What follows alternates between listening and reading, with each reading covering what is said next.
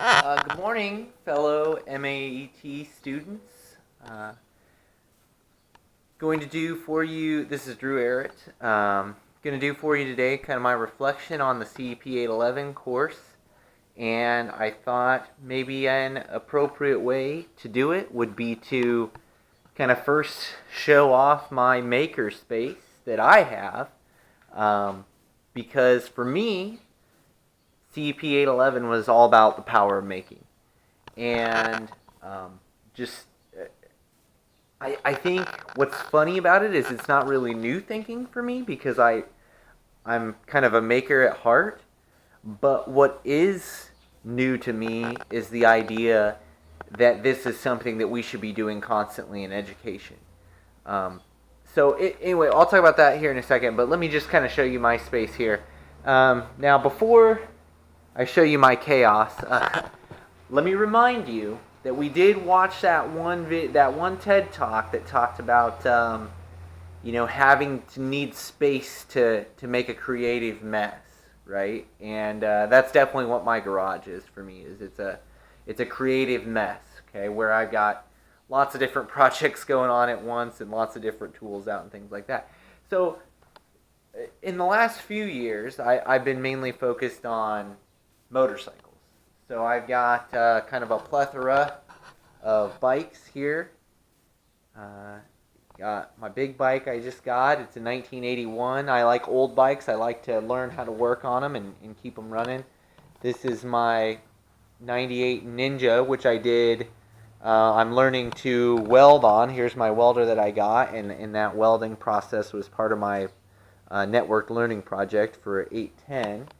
And then over here I've got my little Yamaha 50 that's going to be my son's motorcycle when he comes of age, so to speak. So you can see I've got various tools strewn about: cutters, welders, drill press, grinders, air nailers, jacks, air compressors, and then also I've got a large kind of compilation of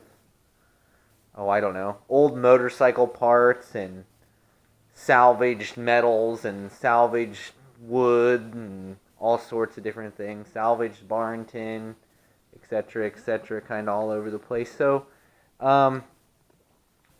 little bit of also kind of lamps were something that I was kind of getting into, making lamps out of old motorcycle parts. So there's a little few of those over here, along with some saws and things.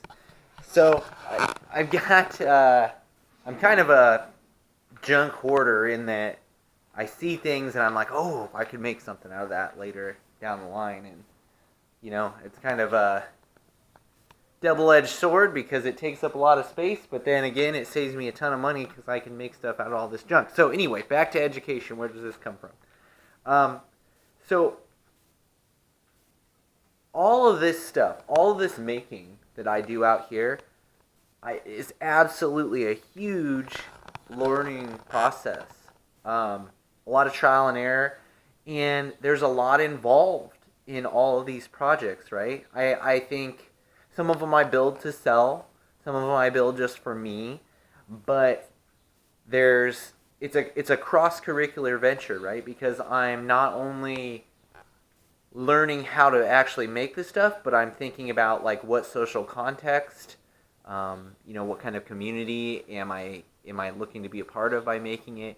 Who's my audience? Who's my customer if I'm thinking about trying to sell something like a motorcycle lamp? So all of this stuff comes into play, and obviously then you got the mathematics of measuring everything and the science behind like engineering something like a motorcycle frame and things like that. So it's just a huge opportunity for learning, and what's become apparent to me is that I need to take what I do in this garage and I need to bring it into my classroom, and it needs to be brought into the classroom across all of the school, because like I said, these are cross-curricular projects where we're learning in context with authentic problems for in producing things for an authentic audience, whether that be our classmates, something we could use at the school, or just an online community like like custom motorcycles is a big online community that I take part in, and that's my authentic audience, right? When I'm working on a motorcycle, is I get feedback from people on the web, other motorcycle enthusiasts, about how they like it, other motorcycle enthusiasts when I encounter them, when I'm riding the bike around. That's all real feedback for me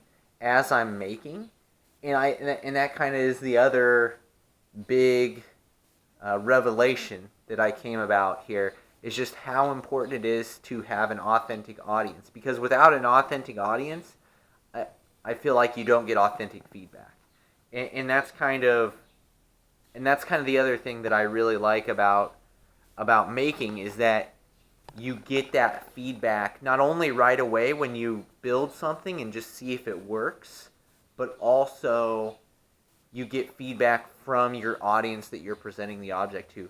Do they like it? Is it cool? Does it work the way it's supposed to? All of those are huge questions that become so much more important when you're actually making something that has a purpose, that you're trying to do something with. And I want to get completely away from me being the assessor of the students, right? That's not where we need to go. When you're making, you're the assessor, right? You assess yourself. You create something, and then you assess how was it received by the community. Did it function properly, right? That's all on me after I've made something, to figure that stuff out. And then if it doesn't do what I want it to do, or wasn't received the way I want it to do, guess what? I have to adjust my thinking, and I have to go through and I have to revisit the ideas that went into making something. And I think that's a terribly powerful thing that really empowers the learner. And I'd like to see a lot more of that done around the education space. And certainly I'm going to try to incorporate that into my classrooms. So again, I feel like this isn't really new thinking, right? I already do it. And I think that's the key point right there, is we know that this is how people learn. And we all learn this way when we're outside of the classroom doing things that we love to do.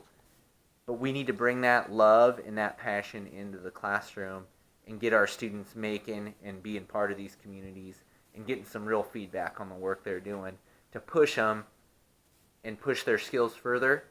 So when they get out into the world here in the 21st century, they've got the skills to produce things that people like and that people receive well, and that they're good enough at it that people will pay them to do it, right? That they'll have good enough ideas that people will pay them to do it.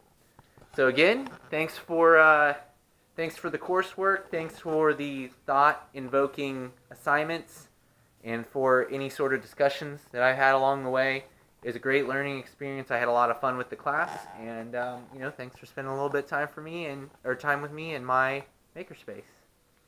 Until CEP812.